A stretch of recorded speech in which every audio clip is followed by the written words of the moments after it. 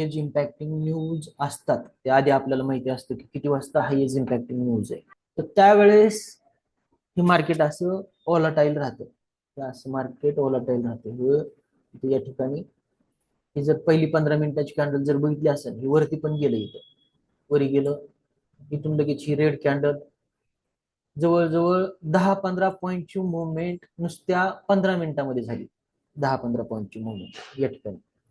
त्याच्यानंतर पुन्हा इथून रिजेक्शन पण दिलं. तर इथं जे ट्रेडर आहेत, ज्या वेळेस जे प्रोफेशनल ट्रेडर आहेत ते तर थांबतात, जे पेशन्स ठेवतात ते पण थांबतात, त्याची काही अडचण नाही.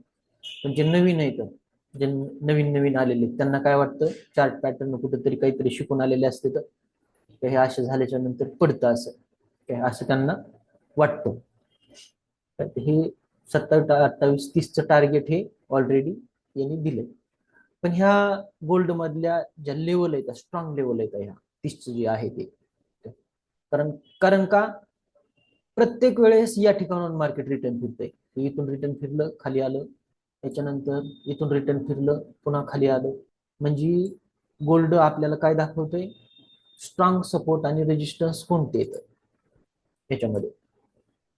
स्ट्रॉंग सपोर्ट आहे जवळजवळ हा 95चा, 90-95चा हा स्ट्रॉंग सपोर्ट आहे. इथूनच पुन्हा पुन्हा गोल्ड वर जाते, जसं इथून गेलं, इथून गेलं, त्याच्यानंतर इथून गेलं, आणि त्याच्यानंतर रिपीट पुन्हा इथून गेलं. एकंदर ज्यावेळेस न्यूज असतात, आज घडलंय म्हणून ह्याविषयी आपण बोलतोय, तर त्यावेळेस याच्यातून आपण एक शिकलो की न्यूज मध्ये ट्रेड करायचा नाही. ज्यावेळेस न्यूज संपून जाते, या 15 मिनिटाला न्यूज संपली, इथं कॅन्डलची क्लोजिंग झाल्याच्या नंतर, त्यावेळेस बनतो ट्रेड. काय बनतो त्यावेळेस, इथं बनतो ट्रेड.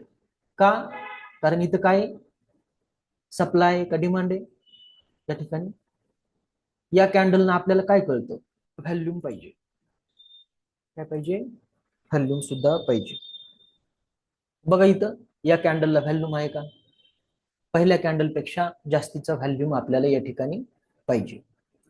तर या कॅन्डलला जी सप्लायची कॅन्डल आहे, या कॅन्डलला एवढा व्हॅल्यूम होता का, नव्हता. या ठिकाणी व्हॅल्यूम आहे का बाईंगला, या ठिकाणी व्हॅल्यूम आहे बाईंगला, बरोबर आहे. तर मग या ठिकाणी जर डिमांड आहे, डिमांड म्हणजे काय, मागणी. काय, डिमांड म्हणजे मागणी, आणि सप्लाय म्हणजे सेलिंग, विकायचे, पडू शकते, विकायचे मला, त्याला आपण काय म्हणतो, सप्लाय म्हणतो. आणि डिमांड आणि सप्लाय हे चार्ट वरती आपल्याला कुठून कळतं, कॅन्डल वरून कळतं, त्याचबरोबर व्हॅल्यूम सुद्धा कळतं. आणि याच्यामध्ये 10, 15, 20 पॉईंट म्हणजे लई झाली, करोडो अब्जोवधी रुपयाची एवढी उलाढाल बघायचं काम नाही. ही जी लाईन आहे आपण आता ओढलेली, तुमच्या देखत ओढली, ही तुटायला नाही पाहिजे. आणि जर तुटली, याच्यावरती जर 15 मिनिटाची कॅन्डल क्लोजिंग देईल 30च्या वरती, नेक्स्ट लेवल असेल आपली गोल्डची 65-67ची, म्हणजे आणखी 30 पॉईंटची अप मुवमेंट गोल्ड मध्ये आजच येऊ शकते. निखिल गायके आहे का सेशन मध्ये, निखिल हो आहे ना. हो हो. किती प्रॉफिट बुक केलंस, गेल्या बॅचचा विद्यार्थी आपला, किती केलं प्रॉफिट बुक. तू इथं मला विचारलं होतंस मार्केट काय करणार आहे ते, बरोबर आहे का, या ठिकाणी ज्यावेळेस 13-14 चालू होतं त्यावेळेस, बरोबर आहे ना निखिल. या ठिकाणी जे 30चं टार्गेट होतं ते ऑलरेडी या ठिकाणी हिट झालं. आपला आणि मार्केट मधला संबंध संपला. आणि आपण काय म्हणतो, जेवढी आपली कॅपॅसिटी, जेवढं आपल्याला पाहिजे त्या पद्धतीनं मार्केट देतं. एकंदर या ठिकाणी जर बघितलं तर 13ला जरी ट्रेड टाकला असता आपण, तर 17 पॉईंट या ठिकाणी भेटले असते. तर बाय चान्स आपला 0.05चा जरी ट्रेड असला असता, तर 30चं जरी टार्गेट लावलं असतं, कारण 30ला काय रेजिस्टन्स, 30ला काय रेजिस्टन्स. या ठिकाणी 17 गुणिले 5, $85 प्रॉफिट आपलं 45 मिनिटांमध्ये निघून गेलो असतो. $45 म्हणजे कमी नाही, 0.05च्या टिक साईज मध्ये जवळजवळ आपलं 60, 70, 100, $150 जरी अकाउंट असलं असतं, तरी सुद्धा आपल्याला 0.05च्या टिक साईज मध्ये ट्रेड करता आला असता आणि आजचा रेट डॉलरचा 92 रुपयाचा आहे, 7,820 रुपयाचं प्रॉफिट आपण आत्ताच्या आत्ता जवळजवळ एका घंट्यामध्ये कमवून बाहेर. बाकीच्या आपल्याला काही देणं घेणं नाही. आपलं जेवढं टार्गेट आहे तेवढं हिट झालं, त्याच्यानंतर आपण ट्रेड करीत नाही.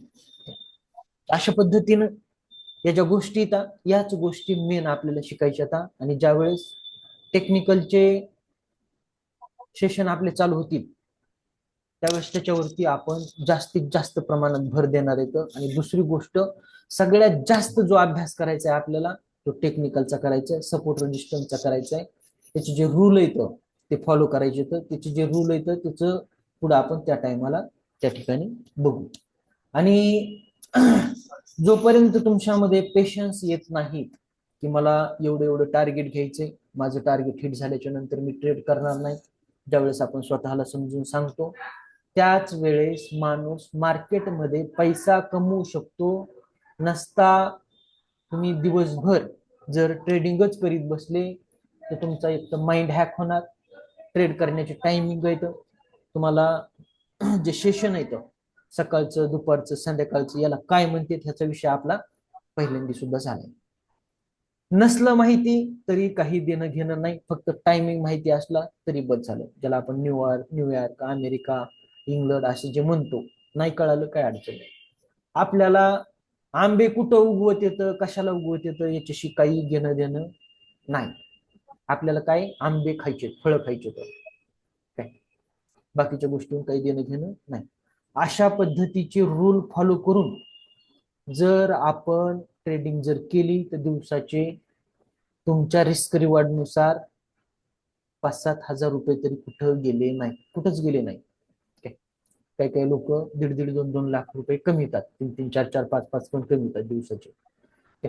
ज्यावेळेस तुमचे तशा पद्धतीचे अकाउंट होते, तुम्हाला तुमचं एसएल कळायला पाहिजे, तुमचं टार्गेट कळायला पाहिजे.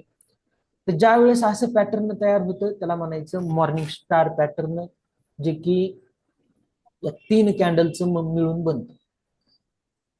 या 3 कॅन्डल पंचा एक डोजी कॅन्डल तयार झालेली 2 आणि ही तिसरी कॅन्डल 3. तर यावेळेस जो आपला एसएल बनतो ज्यावेळेस आपण ट्रेड करतो त्यावेळेस एसएल बनतो या कॅन्डलचा लो. एवढा मोठा तर आपण एसएल नाही लावू शकत, मग आपण काय करणार, याच्या निम्म्या कॅन्डलचा एसएल लावणार. कारण याचं शेपूटच जवळजवळ खूप मोठं शेपूट आहे. याचं किती पॉईंटचं शेपूट आहे, या ठिकाणी जर आपण 13ला जर बाय केलं, याची जी क्लोजिंग आहे 13 $10. $10. आणि एसएल बनतो 2903 3. चा 1चा. एसएल मोठा बनतो, किती डॉलरचा बनतो, 13ला जर एंट्री केली आणि 2चा जर एसएल तर एक गेला जवळजवळ 11 पॉईंटचा. म्हणजे आपण मार्केटला किती द्यायला लागलो, 11 पॉईंट द्यायला लागलो. 11 पॉईंट म्हणजे 5 न जरी ट्रेड असला तर 5 10 50 वरचे 5 $55 लॉस. कमीत कमी $100 मला प्रॉफिट पाहिजे. 1:2 काय पाहिजे, 1:2 प्रॉफिट मला पाहिजे या ठिकाणी. आणि 1:2 देतही काय. तर जवळजवळ या ठिकाणी 13चा ट्रेड आहे, 13 किती झाले, 26 झाले, बरोबर आहे. टार्गेट काय बनलं, 26चं, 13 26चं. एका दणक्यात इथं 26 गेलं पुन्हा 30 गेलं, तर डबल काय बनतं याचं, 26 बनतं. 26 पेक्षा पुन्हा हे टार्गेट होतं 30चं, ते सुद्धा यांनी दिलंय. म्हणजे इथून या ठिकाणाहून जे ट्रेडर आहेत त्यांनी 1:2 या ठिकाणी प्रॉफिट बुक केलं. ही प्रॉफिट बुकिंगची कॅन्डल आहे, याला डोजी कॅन्डल म्हणतो आपण. ज्यावेळेस प्रॉफिट बुक होतं त्यावेळेस या अशा पद्धतीची कॅन्डल या ठिकाणी बनते.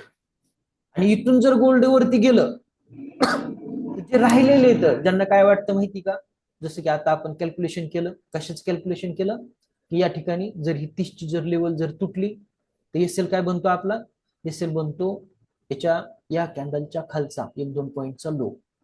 याचा लो काय, या ठिकाणी 26 चालू आहे, जवळजवळ 25-24चा एसएल टाकून आपण या 60-65च्या टार्गेटसाठी आपण थांबू शकतो.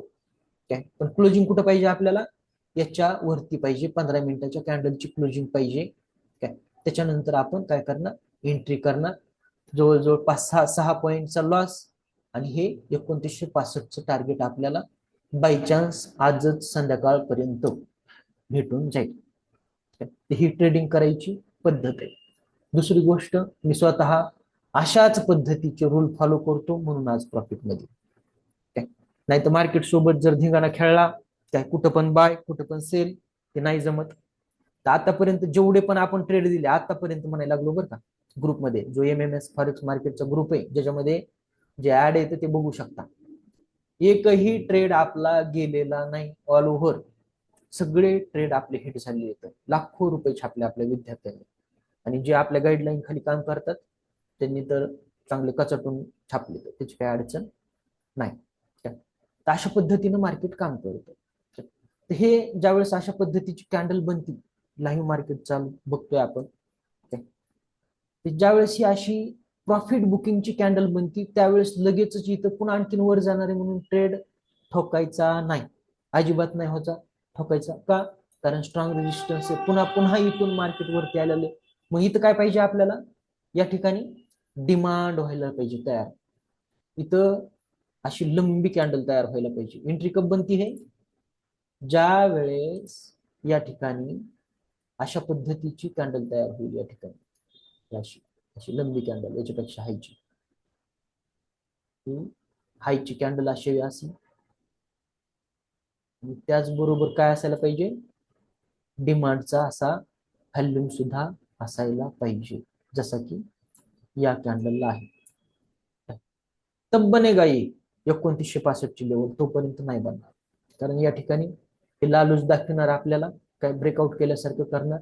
आणि खरा ट्रेड कसा बनतो, ब्रेकआउट अशा पद्धतीची कॅन्डल बनल्याच्या नंतर, त्यानंतर टेस्ट करून ज्यावेळेस वरती जातं निघतं असं, त्यावेळेस अशा पद्धतीनं हे वरी जाईल 65 पर्यंत. याचा लाईफ टाइमचा हाय जवळजवळ 55-56 आहे. पुन्हा आणखी 10-15 पॉईंट याला वाढायला काही अडचण नाही.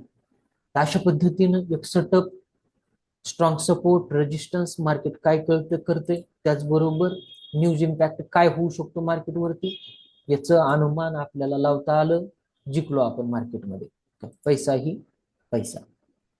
अशा पद्धतीनं मार्केटमध्ये पैसा बनतो. चला, आवाज येतोय?